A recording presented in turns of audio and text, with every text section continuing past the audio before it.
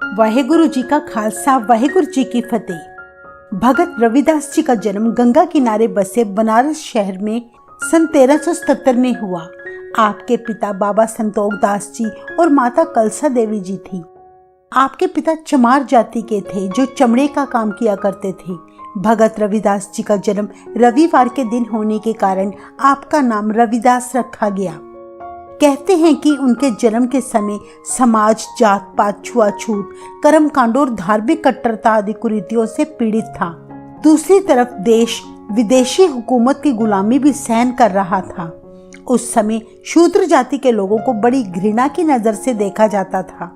उनका धार्मिक विषयों पर बोलना और सुनना अपराध माना जाता था। उनके साथ पशुओं से भी ज्यादा बुरा सलूक किया जाता था। ब्राह्मण व पंडित अपने आप को प्रभु से भी ऊंचा समझते थे और लोगों को व्यर्थ के वहमों भ्रमों में डालकर उनसे पैसे ऐंठा करते थे। इस मानवता विरोधी शोषण के विरुद्ध उस समय भगत रविदास जी का जन्म एक रब्बी करामात से कम नहीं था। उन्होंने बचपन से ही जात पात और ब्राह्मण समाज की विचारधारा का खंडन किया।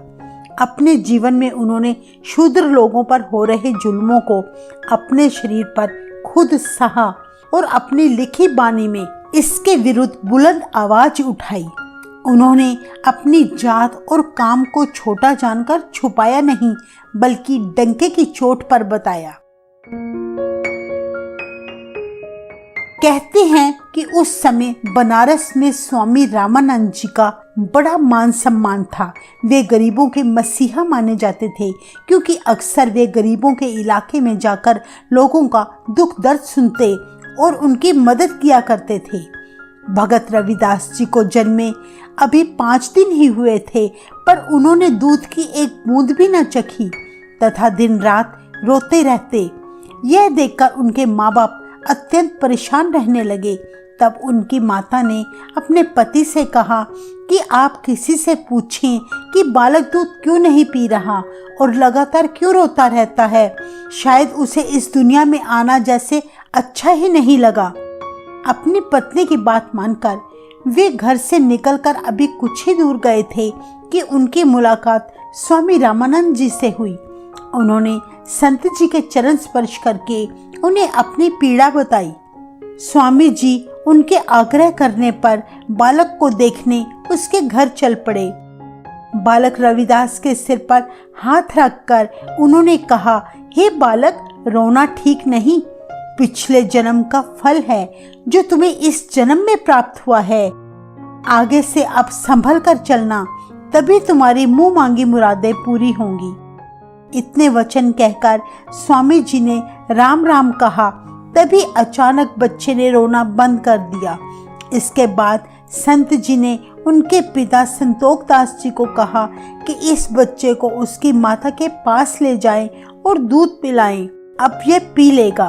इतने वचन कहकर स्वामी जी वहां से चल दिए।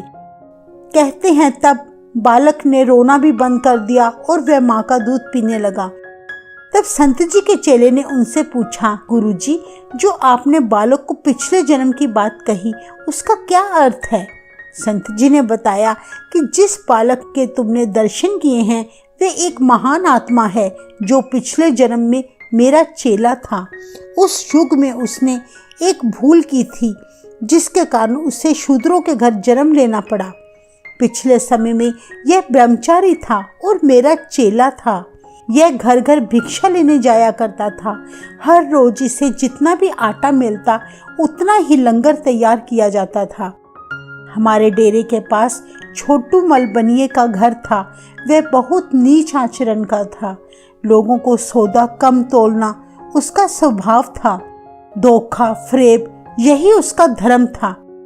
एक दिन बहुत तेज बारिश थी। हमारा चेला जब भिक्षा लेने निकला तो बनिए के घर के आगे वह बारिश के पानी में फिसलकर गिर गया। बनिए का लड़का वहीं खड़ा था। उसने उसे उठाकर खड़ा किया और बारिश में आगे जाने से रोककर अपने घर से ही ढेर सा आटा लेकर आ गया। वह चेला आटा लेकर डेरे आ गया।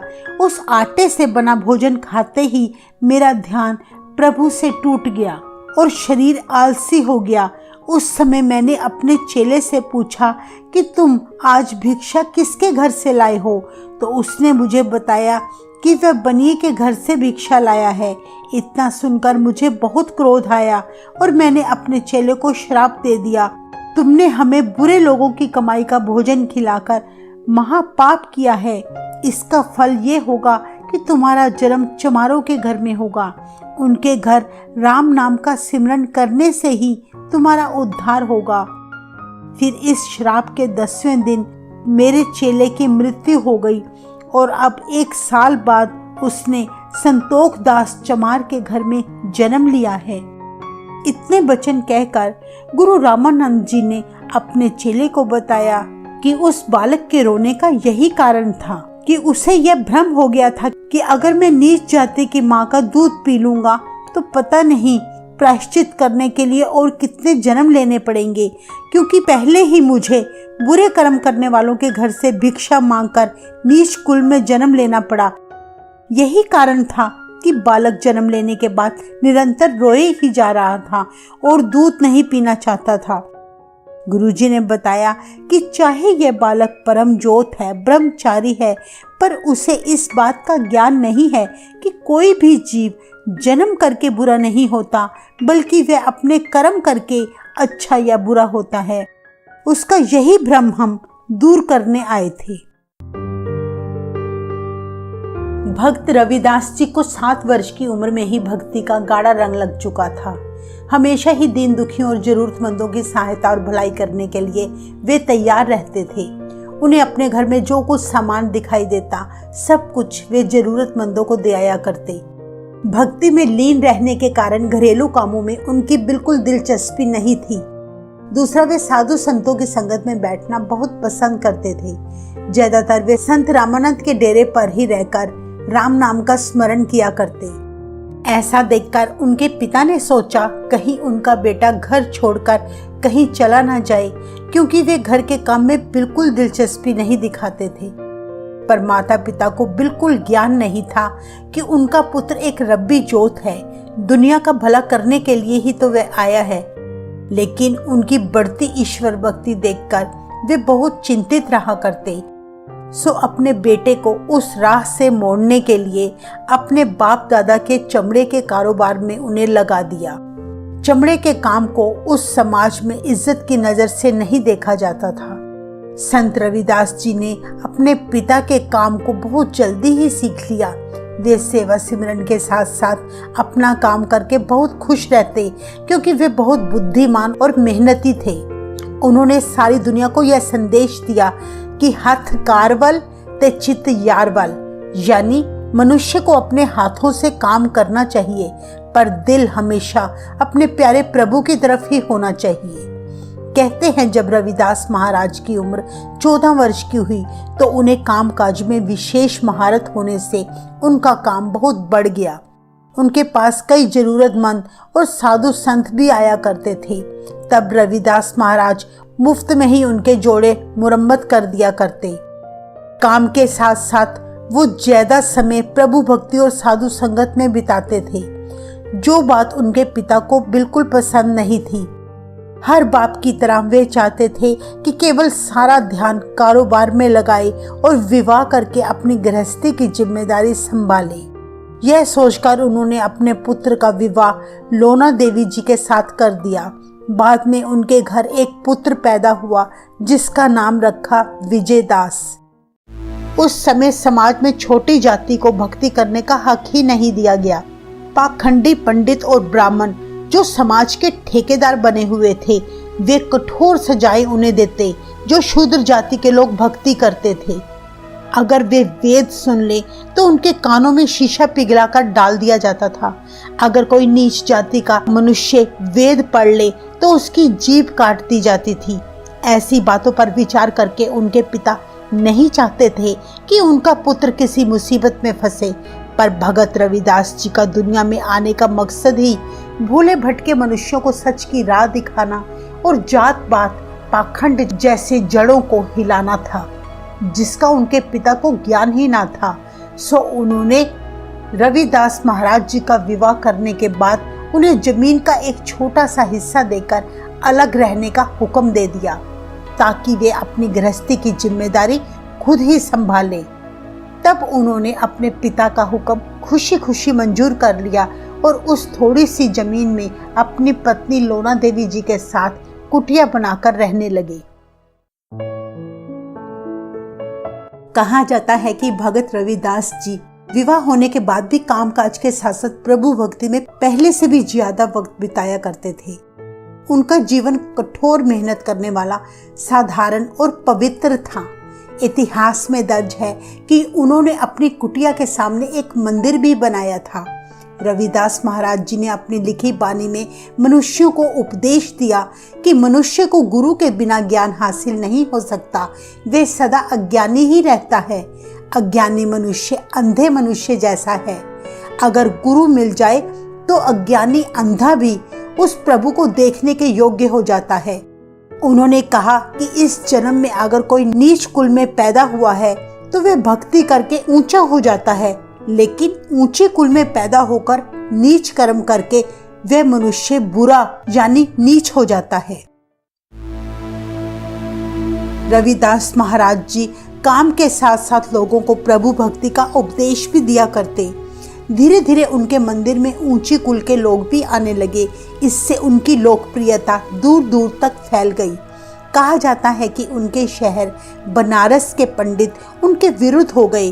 वे उनसे ईर्ष्या करने लगे और सभी लोगों में यह बात फैलाने लगे कि रविदास एक चमार होते हुए भी ऊंची कुल से पूजा करवाता है, उन्हें चरणामृत देकर नामदान देता है, जबकि ब्राह्मण के बिना पूजा पाठ करने का अधिकार किसी और को नहीं है।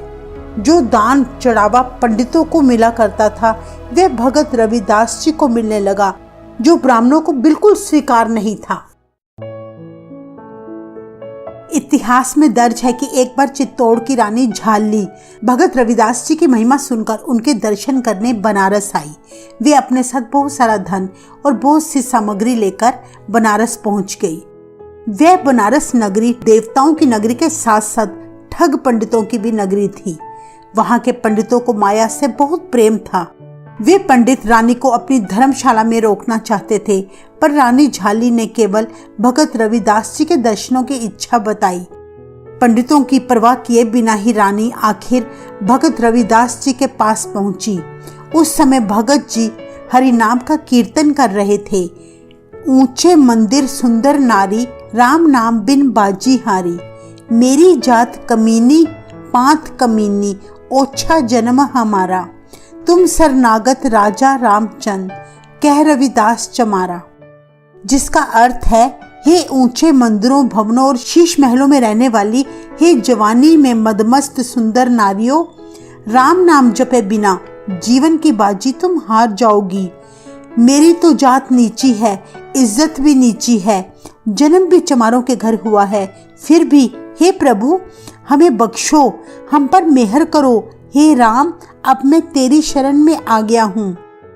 ऐसी पवित्र बाणी भगत जी के मुख से सुनकर रानी झाली के कपाट खुल गए। रानी ने भगत जी के आगे प्रार्थना की कि मुझे अपनी चेली बना ले, मैं रोज सेवा स्मरण करूंगी। भगत जी ने उनकी प्रार्थना स्वीकार करके उन्हें नामदान बख्शा। खुश होकर तब रानी ने धन और सामग्री रविदास महाराज जी के चरणों में रखकर शीश झुकाया। कहते हैं रानी कुछ दिन वहां रहकर वापस फिर चित्तौड़ लौट गई। इतिहास में दर्ज है, एक बार रानी और राजा ने भगत जी को भोज पर चित्तौड़ आने का न्योता दिया। प्रेमा भक्ति में पढ़कर रविदास महाराज जी संदेशा मिलते ही चित्तौड़ जा पहुंचे। रानी ने राजमहल का एक हिस्सा भगत रविदास जी के लिए खाली करवा दिया। नगर के पंडितों, विद्वानों और संत जनों को भी बुलाया गया और एक विशाल यज्ञ का आयोजन करवाया। यज्ञ के बाद जब सभी अतिथि लंगर खाने के लिए एक स्थान पर एकत्रित हुए, तभी भगत रविदास जी को अपने साथ बैठा देखकर सभी पंडित और संत जन गुस्से में भरकर बोले, ये तो शूद्र जाति का है, हम इसके साथ बैठकर भोजन करके अपना धर्म भ्रष्ट नहीं कर सकते, इसलिए आप हमारे साथ भोजन करने ना बैठें, क्योंकि हम ऊंची कुल के हैं। उन अज्ञानियों के कड़वे वचन सुनकर भी भगत रविदास जी क्रोधित न हुए। उन्होंने रानी को बुलाकर कहा, ये सभी ऊंची कुल के ब्राह्मण हैं, इन्हें आप प्रेम से भोजन कराएं, मेरी फिक्र मत करें, हम बाद में भी प्रसाद खा सकते हैं। इतना सुनकर रानी उदास हो गई, पर भगत जी के समझाने पर रानी ने पंडितों को कहा कि आप भोजन शुरू करें, भगत जी आपके साथ नहीं बैठेंगे। तब सब पंडितों ने सुख का सांस लिया और भोजन करना शुरू किया। तभी एक चमत्कार हुआ। जब वे भोजन कर रहे थे, सभी को आभास हुआ जैसे उन सभी के साथ रविदास जी भी बैठकर भोजन कर रहे हैं। वे बुरी तरह से डरकर चिल्लाने लगे। वहां बैठे कुछ ज्ञानी पंडित समझ गए कि उन्हें ऊंची जात होने का अभिमान नहीं करना चाहिए, क्योंकि उनका अभिमान करना और रविदास महाराज को बाहर भेजकर उनका तिरस्कार करना प्रभु को अच्छा नहीं लगा। इसलिए हर पंडित और संत को अकेले अकेले अपने साथ भगत रविदास जी भोजन करते दिखाई दिए। डर के मारे उन पंडितों ने तब रानी के आगे प्रार्थना की कि कृपा करके भगत जी को सम्मान सहित अंदर बुलाएं, हम उन्हीं के साथ ही भोजन करेंगे। उन्होंने तब भगत रविदास जी से माफी मांगते हुए कहा कि हम भूले भटकों को आप माफ करें, आज हमसे बहुत बड़ी गलती हुई है। इस तरह सभी ने रविदास महाराज के साथ मिलकर भोजन छका। इतिहास में दर्ज है, मीराबाई कृष्ण भक्त हुई हैं। वे भरी जवानी में विधवा हो गई थी। उन्होंने अपने जीवन में ढेरों दुख सहे। उनके मन में दुनिया में रहने का चाव ही खत्म हो चुका था। उनकी जिंदगी का एक ही सहारा था। वे मन ही मन बचपन से कृष्ण को ही अपना पति परमेश्वर मानती थी, पर कभी उनसे मिलाप न हुआ, इसलिए उनका मन हमेशा अशांत रहता था। एक बार वे कृष्ण की तलाश में तीर्थ यात्रा के लिए बनारस जा पहुंची, जहां उसे हर जगह पाखंड ही पाखंड दिखाई दिया। वे संतों महंतों के पास गई। उसने हर जगह ईश्वर को ढूंढने की कोशिश की, पर उसे कुछ हासिल ना हुआ। बनारस के मंदिरों में भी उसे प्रभु भक्ति नजर न आई, बल्कि ब्राह्मणों का गुणगान ही नजर आया। वे और बेचैन हो गई। आखिर उसे पूर्ण पुरुष रविदास महाराज जी के बारे में जब पता चला कि वे छोटी चमार जाति के होकर भी 4 वेदों के ज्ञाता हैं, मीराबाई संत रविदास जी के दर्शनों के लिए जा पहुंची। दर्शन करते ही उनका रोम रोम खिल गया।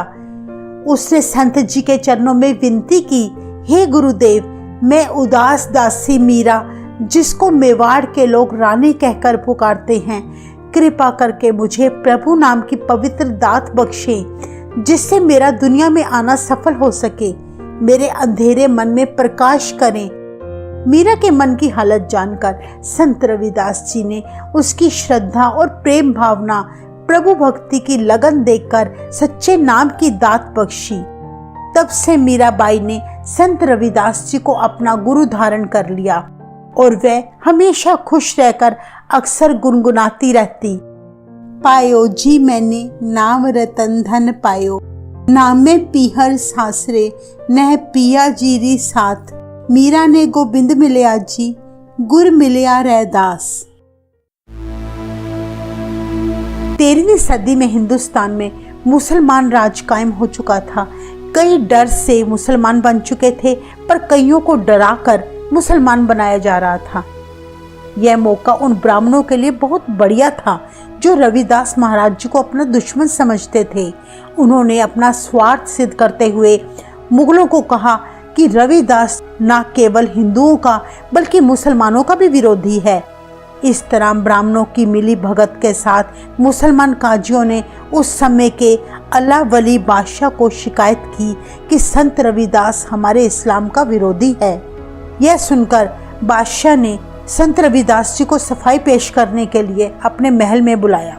रविदास महाराज जी ने हिंदू मुसलमानों को सबको एक पिता की संतान मानते हुए झूठे कर्मकांडों का खंडन किया और दिखावे वाली भक्ति पूजा को व्यर्थ बताकर बादशाह को कहा कि जिसका मन शैतान है उसको कभी भी खुदा नहीं मिल सकता। चाहे वो मस्जिद की छत पर चढ़कर हजारों सालों तक ऊंची आवाज में अल्लाह अल्लाह पुकारता रहे। संत जी के मुख से ऐसे वचन सुनकर बादशाह चुप हो गया और उसके मन के सारे भुलेखे और भ्रम दूर हो गई। उसने संत जी से माफी मांगी और गुरु चरणों में सिर झुकाकर बहुत सारा धन और सोने की सेज भेंट की। कहा जाता है संत जी ने वे सारी दौलत गरीब लोगों में बांट दी और सोने की सेज को गंगा नदी में भेंट कर दिया।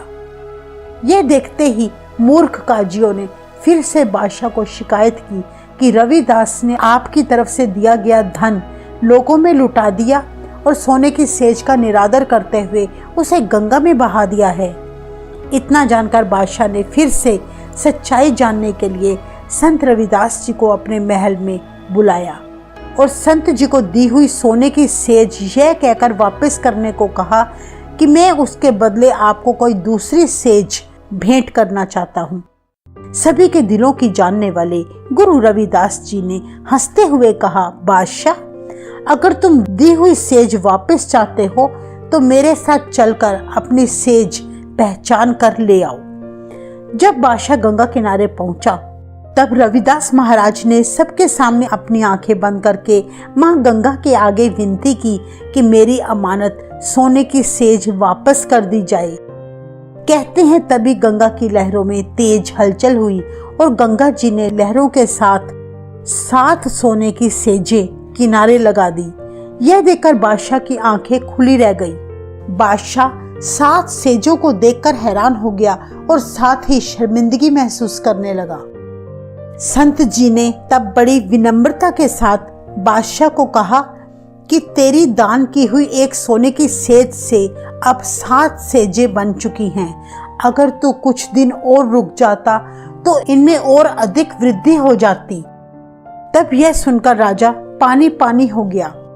फिर कुछ देर बाद सोचने के बाद कहा, गुरु जी, ये सारी सेजें गंगा में ही रहने दो। इतना सुनकर तब रविदास महाराज ने फरमाया, हे बादशाह, ये सेजें अब और नहीं बढ़ने वाली क्योंकि इसकी दान भावना अब खत्म हो चुकी है। राजा, तुम ये 7 सेजें ले जाओ। बादशाह खामोश होकर गलती का पछतावा करते हुए गुरु जी के चरणों में तब गिर पड़ा। एक बार सिख पंथ के संस्थापक श्री गुरु नानक देव जी संसार का उद्धार करते हुए और ज्ञान देते हुए बनारस की धरती पर जा पहुंचे, जहां उनका मेल संत रविदास जी के साथ हुआ। तब संत जी की उम्र करीब 100 साल से अधिक हो चुकी थी। गुरु नानक देव जी का संत रविदास जी से मिलाप एक उस नए युग की शुरुआत थी जिस युग में मनुष्य को जाति के नाम से नहीं बल्कि उसके कर्मों से पहचाना जाना था। गुरु नानक देव जी ने भगत रविदास के लिखी हुई बानी, जो उन्होंने काफी समय से संभाल कर रखी थी, उनसे प्राप्त की, जिसमें 40 शब्द और 1 श्लोक भगत रविदास जी के लिखे हुए थे, जिन्हें बाद में 5वें गुरु श्री गुरु अर्जन देव जी ने श्री गुरु ग्रंथ साहिब जी में दर्ज करके उसको धुर की बानी का दर्जा दिया। इतिहास में दर्ज है कि गुरु नानक देव जी अपनी उदासियों के दौरान भाई मर्दाना जी से भगत रविदास जी की बानी भी गवाया करते थे। 150 साल की उम्र होने पर संत रविदास जी ने अपना शरीर त्यागा और परमात्मा में विलीन हो गए। बनारस का वह स्थान जहां संत रविदास जी का जन्म हुआ था, वहां आजकल श्री गुरु रविदास जन्म स्थान मंदिर स्थित है। वहां हर साल उनके जन्मदिन पर लाखों की गिनती में श्रद्धालु आकर नतमस्तक होते हैं। वाहेगुरु जी का खालसा, वाहेगुरु जी की फतेह।